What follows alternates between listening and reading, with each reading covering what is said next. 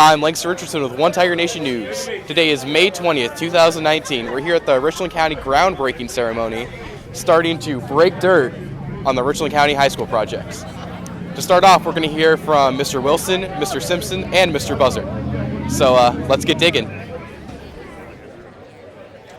Welcome, everyone. Good afternoon, and thank you for attending our official groundbreaking ceremony today. I am Larry Bussard, Superintendent of Schools for the Richland County School District. Today is a very significant day, not only for Richland County School District, but also for all of Richland County. Public schools serve as the backbone of many communities, especially communities like ours that exist in a more rural area. Public schools provide students with opportunities for learning, growing, and developing new talents.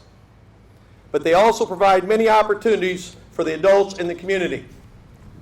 As I look out on this crowd, I see many familiar faces of you that attend concerts, ball games, musical productions, and many other events in our school district.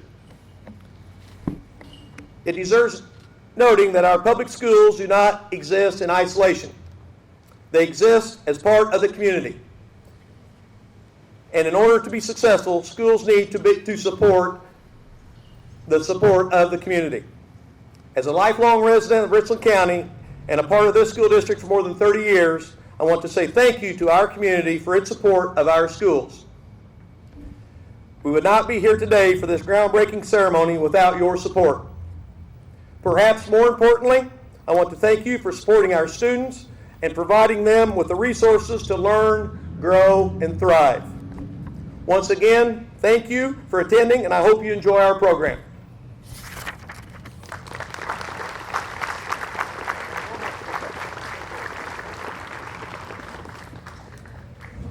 Thank you, Mr. Bussard, for those words. Hello, I'm Chris Simpson, Assistant Superintendent for the Richland County School District. I'd like to take a few moments and review the timeline of events that have brought us to this point for the groundbreaking ceremony today. As you'll see from this timeline, it really has been a 2.5-year process to get to this point. Starting in December of 2016, there was a charge issued by the Richland County School District Board of Education to create a citizen group to study the topic of a long-range school district facility plan. In January of 2017, there was a creation of FACTS, Facility Advisory Citizens for Tomorrow's Students. The FACTS committee included 25 citizens, and they began meeting on a regular basis to study the issue of the school district's facilities. In spring of 2017, the FACTS committee led 2 community engagement sessions which were held in the fellowship area of Emmanuel United Methodist Church. These 2 community engagement sessions included 200 to 300 people from throughout Richland County, and they began the discussion of a long-range facility plan for the school district. In the fall of 2017, FACTS led 3 additional community engagement sessions, and they continued the discussion for the long-range school district facility plan. When we get to November of 2017, the FACTS committee reported to the Board of Education, and this report stated a couple of key things. First, after the study and numerous community engagement sessions gathering input from hundreds of people throughout Richland County, that the school district should embark on a large-scale renovation plan of Richland County High School. Second, that the school district should pursue the passage of the county school facility tax as a funding source to help pay for this renovation project. In December of 2017, the Richland County School District Board of Education passed a resolution to place the county school facility tax on the March 2018 ballot. Then, from January to March of 2018, school district administration, Board of Education, and others educated the community about the proposed sales tax increase. Also during this time, there was a separate group of citizens called Richland County Citizens for Tomorrow's Students that began to campaign for the passage of the county school facility tax. Then we get to March of 2018, the voters of Richland County approved the county school facility tax, which provided a significant funding source for the renovation project that we're having the groundbreaking ceremony for today. Moving then into May of 2018 and the summer of 2018, Architects from BLDD began interviewing high school teachers and students and began conducting site visits for other school facilities throughout the state of Illinois. In fall of 2018, a conceptual design was created that ultimately then was approved as a schematic design by the school district in early 2019. Finally, we get now to 2019. Design development has been completed. We are putting the final touches on a few key aspects of the design, but we're pretty well at the point where we're ready to begin the renovation project and are groundbreaking today. Finally, in early spring of this year, the first bid specifications came out, the first bids have been awarded, and the project is underway. In May of June of 2019, Phase 1 construction begins, literally later this week. So as I mentioned earlier, this has been a 2.5-year process to get us to this point. There have been a large number of people that have been involved in this process. So just as a general thank you to all of you that have participated, on behalf of the Richland County School District, we'd like to say thank you. Now it's my pleasure to introduce Mr. Jeff Wilson, President of the Richland County School District Board of Education.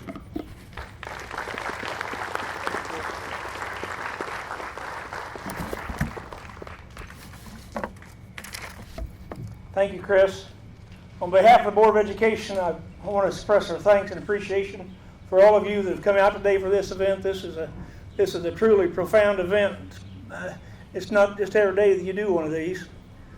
I was sitting there listening to Chris talk, and it made me think, I don't know that I've been this giddy about something since the day I got married in 1980.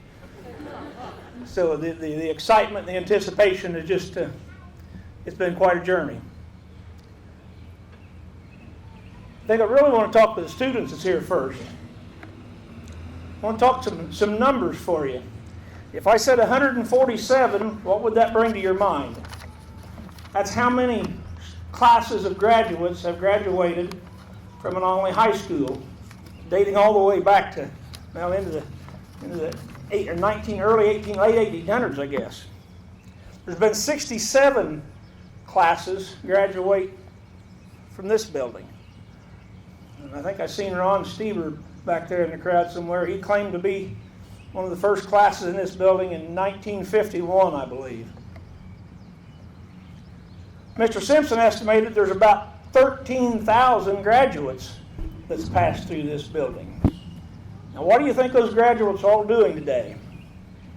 Well, I can tell you they're dentists, they're teachers, they're lawyers, they're nurses, they're architects, they're engineers, they're soldiers, they're carpenters and electricians, welders, truck drivers, care providers, factory workers, people in telecommunication, and yes, there's business owners in this community and farmers in this community, and every one of those jobs is important to this community.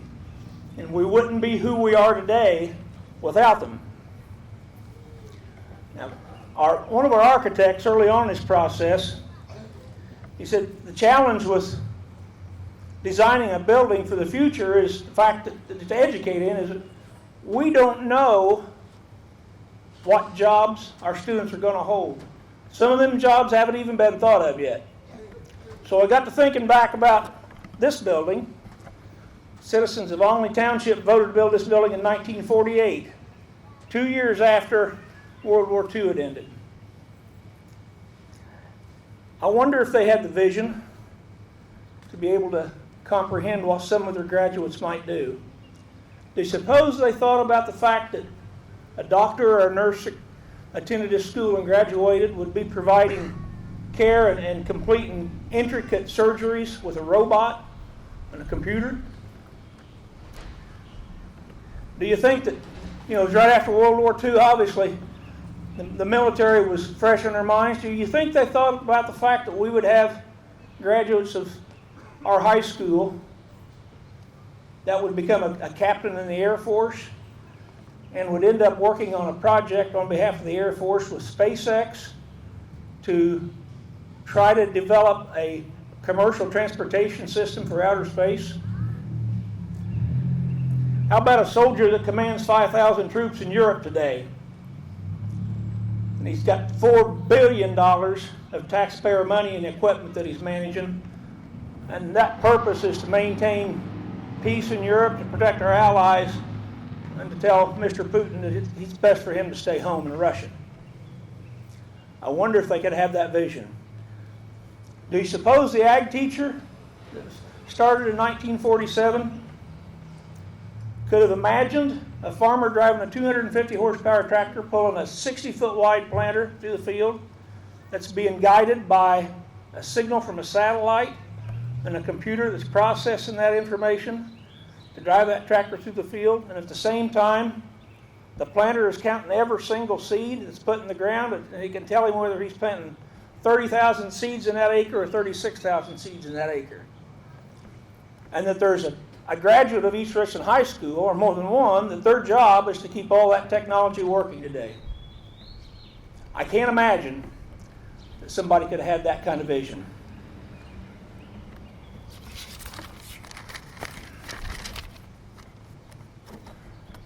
Tell you a little bit about my family and our education. My mom and dad went to a one-room schoolhouse in the Mount Gilead community called Shady Grove in the 1930s. I attended a four-room schoolhouse in Dundas in the 1960s, and I thought that was progress. I was fortunate enough to graduate from this building in 1976. By the grace of God and a lot of encouragement and expectation from a lot of adults, I managed to graduate from the University of Illinois College of Agriculture, and I've enjoyed a career as a banker in this community and involved in agriculture. And it's because of the foundation I got of education in this school district. I told you I went to Dundas grade school. I had a teacher there and a principal. His name was Gerald Rich, Mr. Rich. He ended up being an assistant superintendent here. And I'll never forget one morning, it was Monday morning, and Mr. Rich sat at the back of the room, and the old student's desk faced the front of the room. Bell rang at 8 o'clock, and Mr. Rich said, "Now, I don't want anybody to raise their hands, but I want to ask you, were you in church yesterday?" He paused, and he said, "If you weren't in church, I want to ask, if there's not a hereafter, what's the purpose of here?" If there's not a hereafter, what's the purpose of here? See, I would propose, I want to paraphrase what Mr. Rich said and suggest this. If there's not a better tomorrow, what's the purpose of today? You see, I think education is about hope. It's about having the faith and the expectation to make the commitment to prepare ourselves for the opportunities that come our way tomorrow so that we can have a better life. I know that's what my parents wanted for me. My dad didn't go to high school. At that time, he could take two more. He could go back and take 7th and 8th grade over at Shady Grove School. He had to stay in school until he was 16. Then he could get to work full-time on the farm. He wanted the worst way for me to get a college degree. And there wasn't anybody more proud than my dad when I received that diploma. But that's the way all parents are, and that's the way all aunts and uncles and grandparents are. They all want better for their students that are in school than what they had.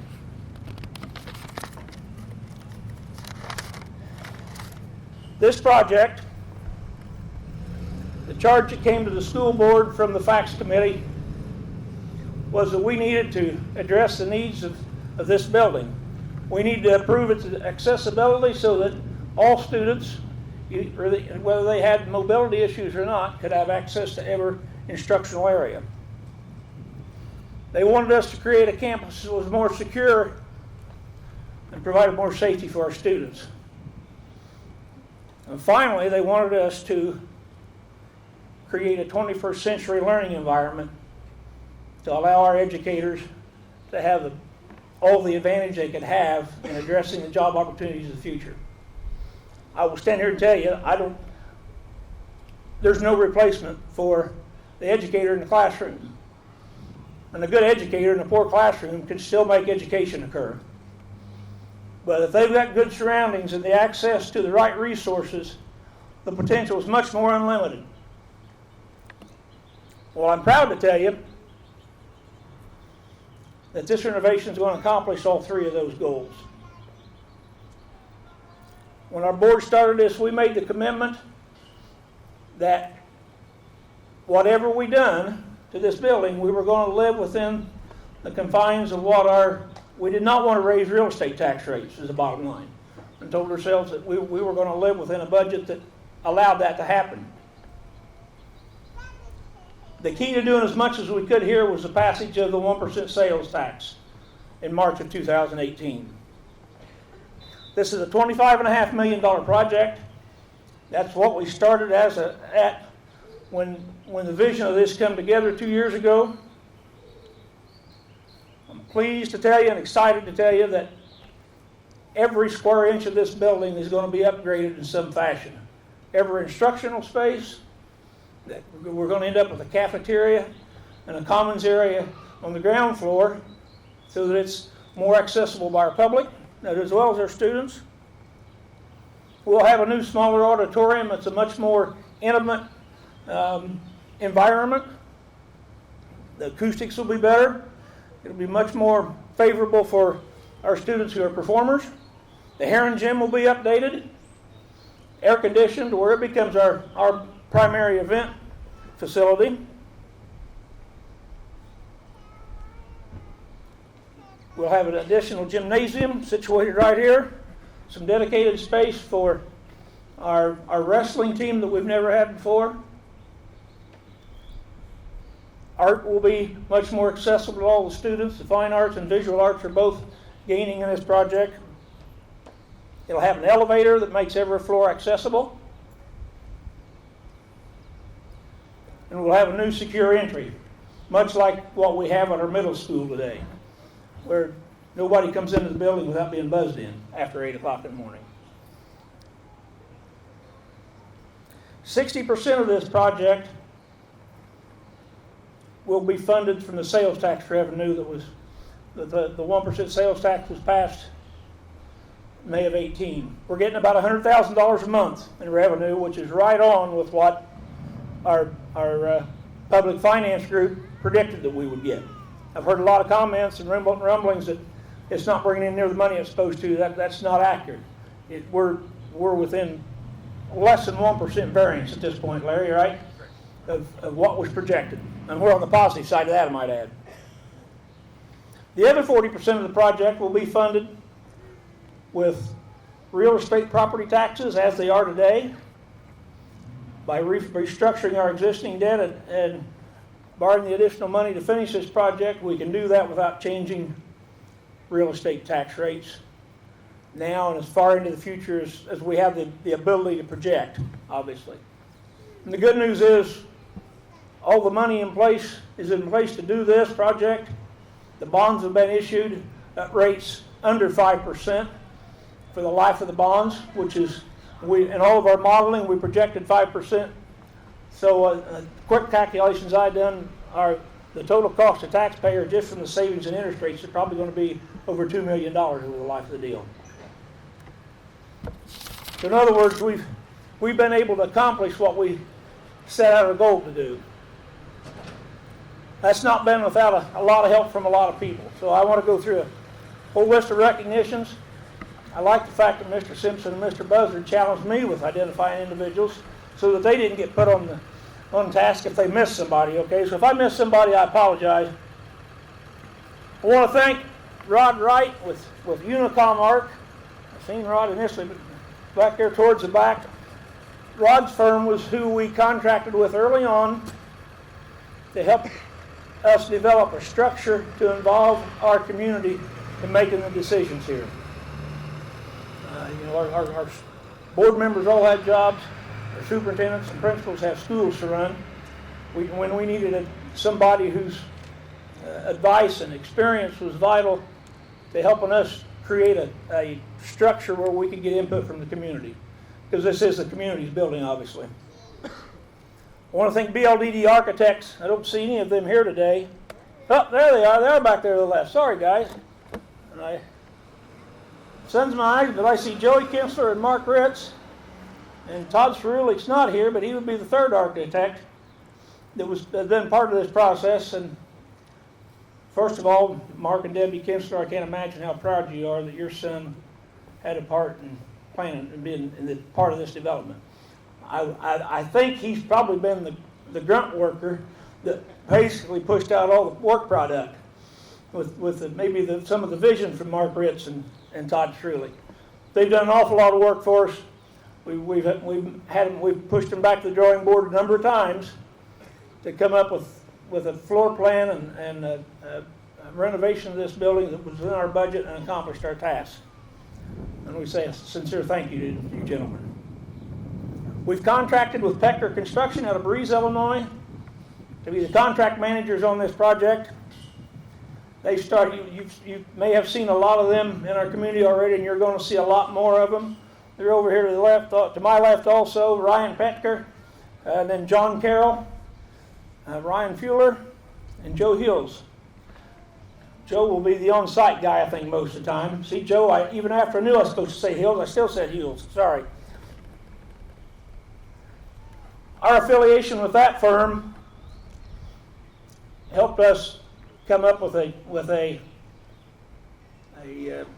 structure for the construction of this project that would allow us to get it done in 20 months rather than basically 2.5 years. That means an awful lot because it does away with a lot of risk involved with all the changes in product costs and labor costs that could occur the longer the project goes. So, gentlemen, we thank you an awful lot. They've made a promise and a commitment to us that they will bring this in under budget and on time. Right, guys? All right. I have every confidence they'll do that. I want to thank the board members that were part of the board whenever the decision was made to go forward with this. 3 of those people have retired from the board in the last month, and I certainly want to recognize them as well. Steve Kincaid, Carolyn Brooks, and Alex Klein. A lot of time and a lot of commitment. It was a lot of discussion time went into the last 2.5 years of planning, and I want to thank them for having the boldness to consider what could happen here. I want to thank the administration, Larry Bussard, Chris Simpson, and the staff in the district office. There's been a whole lot of work done beyond the normal business of running a school in the last 2.5 years. I want to thank the Facts Committee that Chris mentioned. That committee was chaired by John Racklin, Lauren McLean, and Darren Blank. And the board really, we turned it over to the Fact Committee and said, you bring us back a recommendation that's based on what this community, what works for this community and what fits for this community. I want to thank the citizens of tomorrow's students, a group that took on the task and the challenge of educating our public about this project and asking them to support it. That group was chaired by Darren Blank and Casey Wells. I want to thank past administrators and board members. You can't imagine how relieved I was when one of the first things Todd Cerulik from BLDD told us was that after they'd done their first review of our building, and they said this building is built like a tank, and it's amazing how good a condition it's in for the age it is. That's a tribute to our board members and our administrators for making the commitment to see that this building was taken care of. But where the real thanks goes there is to the Dave Goffs, and to the Lee Andersons, to the Ron Kermickles, and to the Lee Grubbs, those people that have really done the work of seeing this building was maintained and identifying needs as they come about that the administration need to pay attention to. It cost our community about $70 million to build a new high school facility. We're going to have a completely renovated building for $25 million. That's a blessing, folks.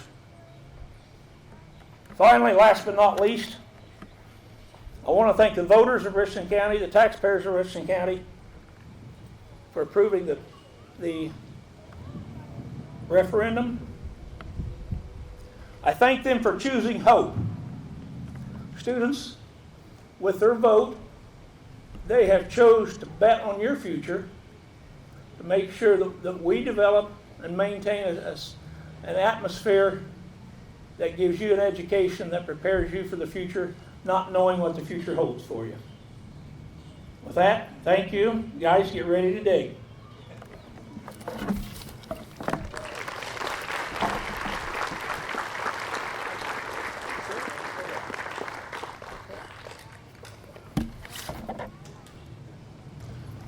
Thank you, Jeff. Appreciate those words. For today's groundbreaking ceremony, we have some hard hats and shovels being distributed to 3 groups of 13 students, ranging in age from preschool through high school. Our purpose in including students is to represent our overarching philosophy, and I think Jeff referenced this, that the decisions that we make have the best interest of our students at the center of those decisions. This renovation will not only serve the current students of the Richland County School District, represented by these 3 groups, but also generations of future students to come. So what we're going to do, we have group 1 that is getting positioned. For students in group number 1, you guys all have your hard hats and shovels in place. Hey, if you're going to work on a construction site, you have to have a hard hat on. That's one of the rules of construction.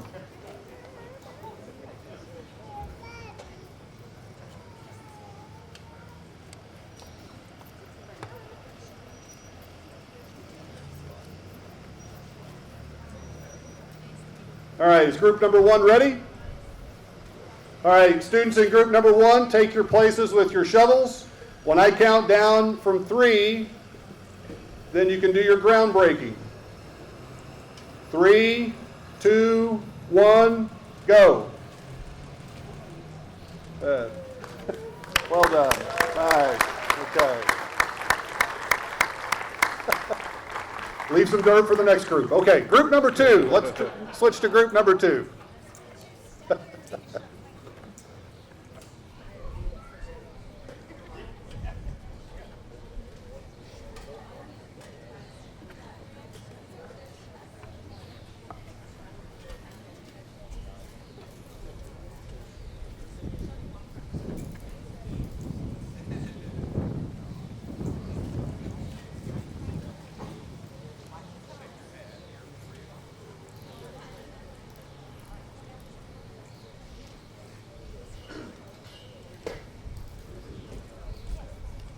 Is group number 2 ready? Some of them are clearly.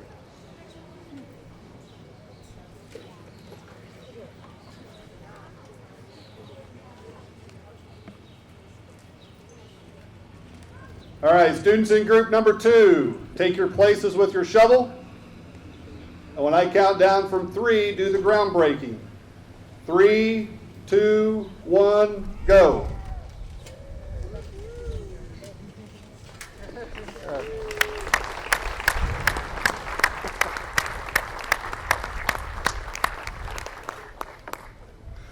Okay, let's switch to group number 3.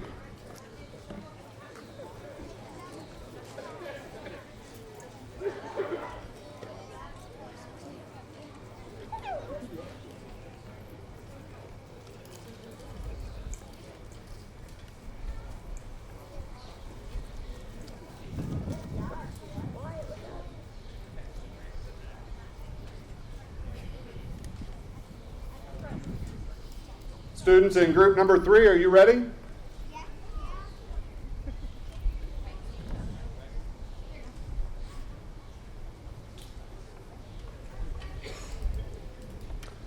Students in group number 3, take your places with your shovels. I think we still need one with a shovel right here.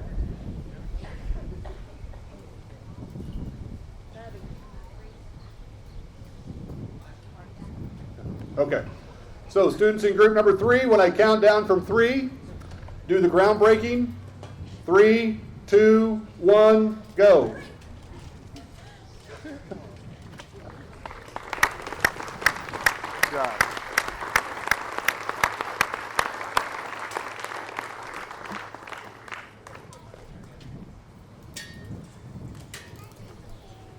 To finish up, I'd like to again thank everyone for coming tonight. This afternoon we had a great turnout of people. We're appreciative of everyone coming to participate with us. Also would like to invite you to take some pictures, and also for those that Jeff Wilson mentioned, some that he wanted to thank especially, we would like you to stick around for some pictures as well. So again, thank you for being here. It's been a great school year, and we're looking forward to getting this project started.